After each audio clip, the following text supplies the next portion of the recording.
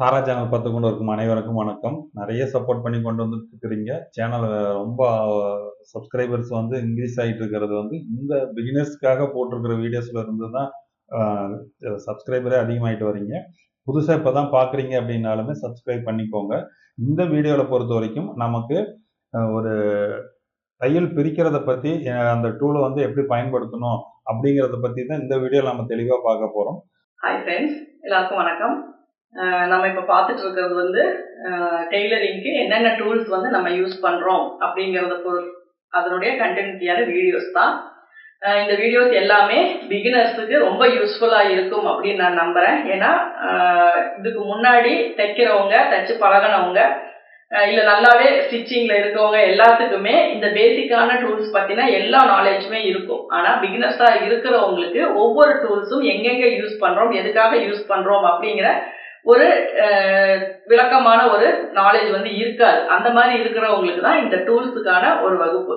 இந்த பேசிக்கான இந்த விஷயங்கள் எல்லாம் நீங்க தெரிஞ்சுக்கிட்டீங்க அப்படின்னா தான் உங்களுக்கு ப்ராப்பரா அடுத்தடுத்து போகும்போது இந்த கட்டிங்க்கு இந்த இடத்துல இதை எதை வச்சு நம்ம கட் பண்றது, இது ஈஸியா எதை வச்சு நம்ம இந்த ப்ராப்பரா இந்த வளைவு வந்து நம்ம கொண்டு வர்றது அப்படிங்கிறது எல்லாமே உங்களுக்கு வந்து கிளியரா இருக்கும். இந்த இடத்துல இந்த டூல் யூஸ் பண்ணணும், இந்த இடத்துல இந்த ஸ்கேல் யூஸ் பண்ணணும், இந்த இடத்துல இந்த நூல் பிரிக்கணுமா, இந்த இடத்துல இதை யூஸ் பண்ணணுமா அப்படிங்கிற மாதிரியான ஒவ்வொரு விஷயங்களுமே உங்களுக்கு தெரிஞ்சிருந்தாதான் உங்களுக்கு அந்த வேலை சீக்கிரமா முடியும். சரிங்களா? அதே மாதிரி பிகினர்ஸுக்கு வந்து அதிகமா நிறைய நம்ம பொறுமை வேணும்னு நான் சொல்லியிருக்கேன். ஏன்னா நம்ம தைக்கிற ஒவ்வொரு தையலுமே வந்து பிரிச்சு பிரிச்சு தைக்கிற மாதிரி தான் கொஞ்ச நாள் இருக்கும். ஏன்னா நமக்கு பேசிக்கா ஒரு ட்ரைனிங் நம்ம எடுக்கும் போது எல்லாருமே எடுத்த உடனே ஒரு ஃபினிஷிங்கான ஒரு பிளவுஸை தைச்சிருவாங்களா, இல்ல ரைட் சைடு ராங் சைடு மாறாம கரெக்டா தைச்சிருவாங்களா, ஊக்குப்பட்டி கரெக்டா வச்சிருவாங்களா அப்படிங்கிற அந்த எல்லா இதுவுமே வந்து பாத்தீங்கன்னா கண்டிப்பா இருக்காது. எல்லாருமே இன்னைக்கு 100% நல்லா தைக்கிறாங்க அப்படின்னா அவங்களுடைய ஸ்டார்டிங் வந்து எல்லாத்துக்குமே ஒரே மாதிரி தான் இருக்கும். எல்லாருமே எடுத்த எடுப்புலயே பினிஷிங்காவோ அவங்க இன்னுமே ஒவ்வொரு விஷயமே கத்துக்காமையோ எல்லாம் இருக்க மாட்டாங்க. அதனால எல்லாத்துக்குமே ஒரே மாதிரியான மைண்டு தான். ஏன்னா கத்துக்கிற ஒரு விஷயம் ஒரு சிலர் சீக்கிரம் கத்துக்குவாங்க, ஒரு சிலர் கொஞ்சம் லேட் ஆகும். பிராக்டிஸ்ன்னு ஒண்ணு இருக்கு, அதை பண்ண பண்ண உங்களுக்கு ரொம்ப ஈஸியா இருக்கும். இன்னைக்கு நம்ம பார்க்க போற டூல் என்ன அப்படின்னா சீம் ரிப்பர். இது எதுக்காக நம்ம யூஸ் பண்றோம் அப்படின்னா, இது எதுக்காக ஃபர்ஸ்ட் இப்படி கவர் போட்டிருக்காங்க அப்படின்னா, இது நல்லா ஷார்ப்பா இருக்கும்.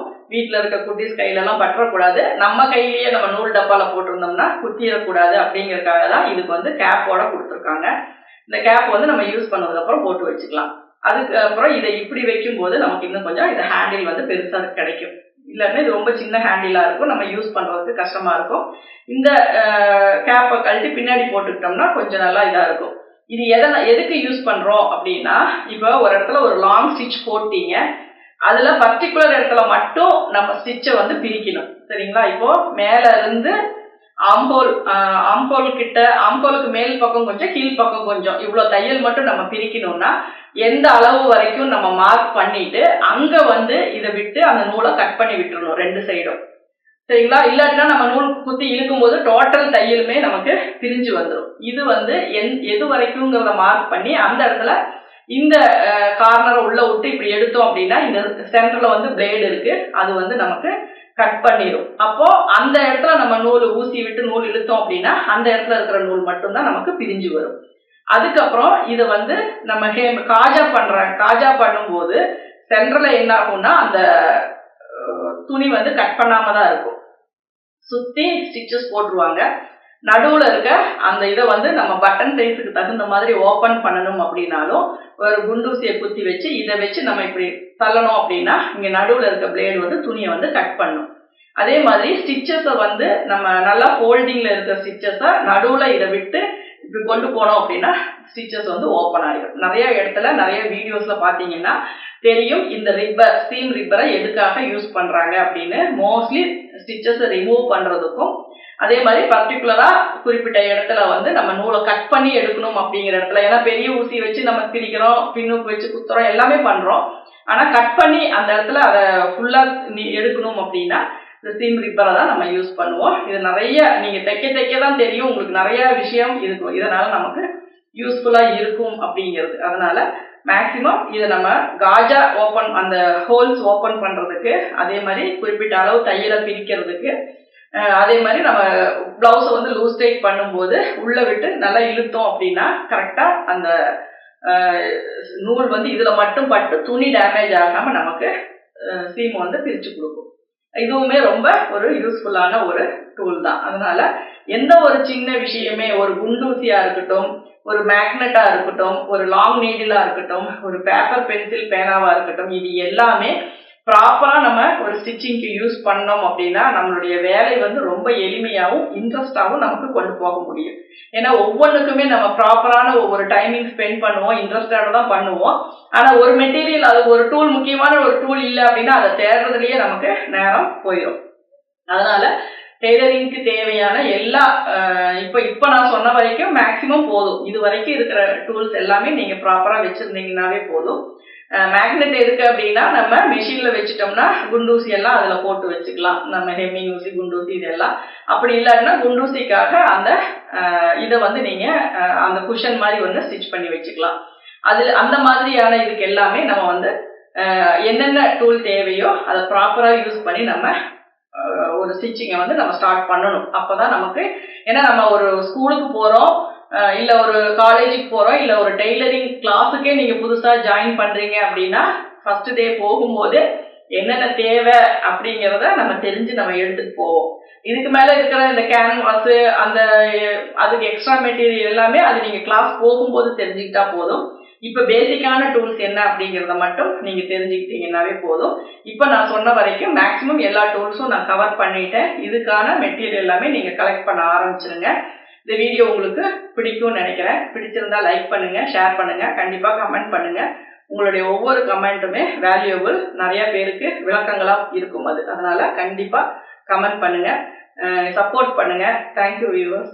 அந்த ஊசி பார்க்கும் போதே உங்களுக்கு தெரிஞ்சிருக்கும். ஒரு பக்கம் நீளமா ஷார்ப்பா ஒரு ஊசி மாதிரியும், அதுல நடுவுல வந்து பட்டையா ஒரு கத்தி மாதிரியும், மேல் பக்கம் அதை அப்படியே வளைச்சு கொண்டு வந்து ஒரு ஒரு ஷார்ப்பா ஒரு பகுதி இருக்கும். அதுல வந்து பாத்தீங்கன்னா ஒரு பிளாஸ்டிக்ல ஒரு பாசி மாதிரி ஒரு ஒரு பொருள் வந்து உருண்டையா வந்து அதை வச்சிருப்பாங்க. இது வந்து ஒரு தையல் பிரிக்கிறதுக்கு நிறைய இடத்துல யூஸ் பண்ணும். பிரிக்கிறதுக்கு மட்டும் கிடையாது, ஒரு காஜா எடுக்கிறோம் அப்படின்னா கூட அந்த காஜாவுக்கு நடுவுல இருக்கிற துணியை கட் பண்ணக்கூடியதுக்கும் இந்த இதை வந்து பயன்படுத்துவோம். இது வந்து அந்த நூல் பிரிக்கிறதுக்கு துணியை வந்து டேமேஜ், அதாவது தவறா ஒரு ஒரு பார்ட்டை வந்து நம்ம தைச்சிட்டோம், அந்த தப்பா தைச்ச விஷயத்த மறுபடியும் நம்ம ஆல்ட்ரு பண்ணி தைக்கிறதுக்காக அந்த தையலை பிரிக்கும் போது, கையிலையோ மற்றதுலயோ பிரிக்கும் போது துணியை இழுத்து துணியினுடைய அந்த இது தன்மையை, அந்த வடிவமைப்பை எல்லாமே மாறிடும். அதை மாறாம அந்த தையலை மட்டும் கரெக்டா பிரிக்கிறதுக்கு இந்த டூல் வந்து ரொம்ப பிரயோஜனமா இருக்கும். ரொம்ப தெளிவா அந்த துணியினுடைய அந்த ரெண்டு தைச்சிருக்கிறதுக்கு ஓபன் பண்ணி வச்சுட்டு நடுவுல அதை வச்சு அப்படி நைஸா அப்படி நவுத்துனீங்கன்னாவே போதும், அந்த தையல் ஃபுல்லாமே கட் ஆகி கரெக்டா பிரிச்சுட்டு வந்துடும். அந்த மேல இருக்கிற குண்டு பாத்தீங்கன்னா உங்களுக்கு அது நிறைய இடத்துல பாயிண்ட் வச்சு அந்த அதுக்குள்ள மட்டும் கட் பண்ணணும் அப்படின்னாலும் கட் பண்ணிக்கலாம். அந்த காஜாவுக்கு இதெல்லாம் பாத்தீங்கன்னா கரெக்டா ஒரு 10 mm மட்டும்தான் அந்த காஜா எடுக்கணும் அப்படின்னா அந்த 10 mmக்கு கரெக்டா அந்த உள்ள கொண்டு வந்து அந்த ஷார்ப்பா குத்திட்டு அப்படி இழுத்தீங்கன்னா கரெக்டா அந்த 10 mm மட்டும்தான் கரெக்டா கட் ஆகும். சைட்ல இருக்கிற எந்த விதமான துணியும் டேமேஜ் ஆகாது. அதுல போட்டிருக்கிற தையலுமே எதுவுமே விடாம கட் ஆகாம அழகா அதை கட் பண்ண முடியும். இதுக்கு எல்லாமே இதை பயன்படுத்திக்கலாம். அதே மாதிரி ஜிப்பு வைக்கிற இடத்துலையுமே பார்த்தீங்கன்னா நமக்கு ஒரு இடத்துல கரெக்டாக தைச்சிட்டு ஜிப்பு தைச்சி முடிச்சதுக்கு அப்புறம் அந்த நடுவில் இருக்கிற தையல் பிரிக்கிறதுக்குமே இது ரொம்ப எளிமையாக இருக்கும். ரொம்ப சன்னமான துணியாக இருந்துச்சுன்னா கூட தையல் வந்து தனியாக கரெக்டாக இந்த துணி சேதாரம் இல்லாமல் கரெக்டாக உருவி எடுக்கிறதுக்கும் இது ரொம்ப பயனுள்ளதாக இருக்கும். கைக்கு அடக்கமாகவும் அதனுடைய கைப்பிடி பார்த்தீங்கன்னா ரொம்ப ஈஸியாகவும் இருக்கும். அதே மாதிரி அந்த சாஃப் வந்து ரொம்ப ஷார்ப்பாக இருக்கிறனால அதுக்கு தனியாகவே அந்த மூடியை வந்து அதை ஃப்ரண்ட்ல கழட்டி பேக் சைடில் பேனா சொருகிற மாதிரியே வச்சுக்கலாம். பேனாவோட மூடியை கழட்டிட்டு பின்பக்கம் சொருகிற மாதிரி அதை எப்படி கொடுத்துருக்காங்களோ இதனுடைய வடிவமைப்பும் பார்த்தீங்கன்னா அதே மாதிரி தான் இருக்கும். முன்பக்கம் கழட்டிட்டு பின்பக்கம் சொருவிட்டீங்க அப்படின்னாவே கைப்பிடி வந்து கொஞ்சம் பெருசாகவும் கைக்கு அடக்கமாகவும் இருக்கும். அது நீங்கள் பயன்படுத்திட்டு மறுபடியும் அதை எடுத்து அப்படியே மூடி வச்சிடலாம். அது எந்த இடத்துலையுமே உங்களுக்கு மற்ற இடத்துல எதுவுமே டேமேஜ் ஆகாது, ஊசியும் டேமேஜ் ஆகாது. ஏன்னா இது எவ்வளோக்குள்ள ஷார்ப்பாக இருக்கோ அந்த அளவுக்கு நமக்கு நூல் பிரிக்கிறதுக்கு சௌரியமா இருக்கும். அதனுடைய நடுப்பகுதியில் பார்த்தீங்கன்னா ரொம்ப ஷார்ப்பான கத்தி தான் இருக்கும். அதில் அது வந்து துணியை எவ்வளோ மொத்தமான துணியாக இருந்தாலும் அதுக்கு கிழிக்கக்கூடிய அளவுக்கு ரொம்ப ஷார்ப்பாக அது இருக்கும். அதனால முன்பக்கம் ஒரு பாசி வச்சு அது நம்ம கையோ மற்றதோ எதுவும் படாத அளவுக்கு, அடுத்த துணி எதுலயும் மோதாத அளவுக்கு அந்த பாசி வந்து பார்த்தீங்கன்னா அதை தடுத்துக்கும். அது கரெக்டா நம்ம உள்ள செலுத்தக்கூடிய துணியை மட்டுமே அது கட் பண்ணி நமக்கு கொடுக்கும். அதனால இந்த ட்ரிம்மர் இந்த இது வந்து பார்த்தீங்கன்னா ரொம்ப முக்கியமான ஒரு பொருள். இது வந்து கம்பல்சரி இது வாங்கி வச்சுக்கோங்க. இது மற்ற பொருள் மாதிரியே உங்களுக்கு தேவைன்னா மட்டும் வாங்குங்கன்னு சொல்லக்கூடிய பொருள் கிடையாது. டெய்லரிங் நீங்க பழக போறீங்க அப்படின்னா, அது கத்துக்க போகும்போது கம்பல்சரி இது வாங்கி வச்சுக்கோங்க. கத்துக்கிட்டதுக்கு அப்புறமே இது தேவைப்படக்கூடிய ஒரு பொருள் தான். அதனால கத்துக்கும் போதே இதை வாங்கி வச்சுக்கோங்க. இதை பயன்படுத்தும் போதே நீங்க இப்ப தப்பா அடிக்கடி தைக்கும் போது இதை எப்படி பயன்படுத்துறதுங்கிறதையுமா இப்பவே நீங்க அதை பழக்கி கொண்டு வந்துருங்க. உங்களுக்கு விலை உயர்ந்த ஒரு துணியோ மற்றது ஏதாவது விலை உயர்ந்த துணியை தைக்கும் போது சின்ன தவறுகள் ஏற்பட்டாலோ, மாடல் பிளவுஸ் தைச்சிட்டு இருக்கும்போது அதனுடைய துணியினுடைய அமைப்பை மாத்தாம கரெக்டா பிரிச்சுட்டு அதை தைக்கணும் அப்படிங்கிற மாதிரி இருந்தாலோ, நுணுக்கமான ஒரு சின்ன தையலை மட்டும் பிரிச்சுட்டு ஆல்டர் பண்றது மாதிரி இருந்துச்சுனாலுமே இந்த டூல் வந்து ரொம்ப பயனுள்ளதா இருக்கும். அந்த இடத்துல பெரிய கத்திரிக்கோலையோ இல்ல அந்த ட்ரிம்மரையோலாம் வச்சுலாம் அந்த இடத்துல கரெக்டா நம்ம நினைக்கிற மாதிரி அதை பண்ண முடியாது. அந்த கத்தரிக்கோலும் ட்ரிம்மரும் பயன்படுத்த முடியாத இடத்துல இதை பயன்படுத்துவோம்.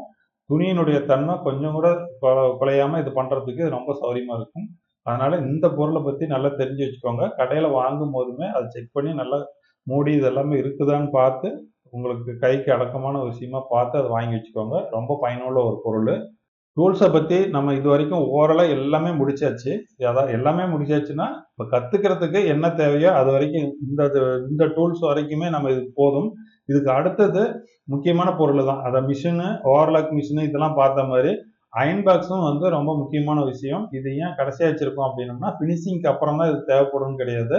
இது முன்னாடியும் அதுக்கு தேவைப்படும். லைனிங் துணிய அயர்ன் பண்ண ஆரம்பிக்கிறதுல இருந்து நீங்க வாங்கின துணியுமே சுருங்கி இருந்துச்சுன்னா கூட அதெல்லாம் அயர்ன் பண்ணிட்டு தான் நான் மார்க் பண்ணுவோம், கட்டிங் போடுவோம், அதுக்கப்புறம் தைப்போம், தைச்சதுக்கு அப்புறம் அதை மறுபடியும் கட் பண்ணுவோம், அயர்ன் பண்ணுவோம். இது எல்லாமே வந்து இந்த அயர்னிங்ல தான் இருக்குது. அயர்ன் பாக்ஸ் வந்து எந்த அளவுக்கு முக்கியம் அப்படிங்கிறது ஒவ்வொரு இடத்துலயும் நீங்க அவங்க சொல்லி கொடுக்கும்போது அவங்க பயன்படுத்துவாங்க. அந்த பயன்படுத்தும் போது அதை கவனிச்சு பாருங்க. அது எவ்வளவு முக்கியமா எவ்வளவு கரெக்டா பொருத்தமா ஒரு பிளவுஸ் தைக்கிறதுக்கோ, சுடிதார் தைக்கிறதுக்கோ, இல்ல ஒரு மாடல் தைக்கிறதுக்கோ, ஒரு காலர் வைக்கிறதா இருந்தாலும் சரி, உங்களுக்கு அந்த கையினுடைய அந்த ஆம்ஹோல் ரவுண்ட் ஜாயின் பண்றதா இருந்தாலும் சரி, உங்களுக்கு எந்த அளவுக்கு அது பயனுள்ளதா இருக்குது அப்படிங்கிறத அயர்ன் பண்ணிட்டு அந்த விஷயத்த பண்ணும்போது தான் உங்களுக்கு அது தெரியும். இப்ப அது நம்ம என்னதான் சொன்னோம்னாலும், அந்த அயர்னிங் பத்தி உங்களுக்கு அது தெரியவே தெரியாது. அத புரிஞ்சுக்க முடியாது. நீங்க ஒரு விஷயத்த கஷ்டப்பட்டு அது கத்துக்கிட்டு இருக்கும்போது, அயர்ன் பண்ணி அது ஈஸியா தைக்கும்போது தான் உங்களுக்கு அதனுடைய தன்மை என்னன்னு தெரியும். ஏன்னா மிஷினை விட்டு எந்திரிச்சு அயர்ன் பாக்ஸ் போட்டு அது ஹீட் ஆகி அதுக்கப்புறம் அயர்ன் பண்ணி அது தைக்கணுமா, அதுக்கு பேசாம நம்ம இப்படியே தைச்சிடலாம் அப்படின்னு சொல்லிட்டு நீங்க அதை தைச்சு அதுக்கு 1/2 மணி நேரம் டைம் வேஸ்ட் பண்ணி அதில் பிரித்து மறுபடியும் தைக்கிறதுக்கு பதிலா கொஞ்சம் சிரமத்தை பார்க்காம எந்திரிச்சு அதை அயனிங் பண்ணிட்டு அதுக்கப்புறம் அதை தைச்சு பாருங்க. அவ்வளோ பர்ஃபெக்டா அவ்வளோ பொருத்தமாகவும் அது இருக்கும். நீங்க தைச்ச விஷயம் உங்களுக்கே கண்ணில் ஒத்திக்கிற அளவுக்கு அதனுடைய ஃபினிஷிங் இருக்கும். அந்த மாதிரி இந்த அயர்ன் பாக்ஸை வந்து நம்ம பயன்படுத்த போறோம். அதனால அடுத்த வீடியோவில் அயர்ன் பாக்ஸ் எப்படியெல்லாம் பயன்படுத்துறோம், எது எதுக்கெல்லாம் பயன்படுத்துறோம் அப்படிங்கிறத தெளிவாக பார்ப்போம். நன்றி.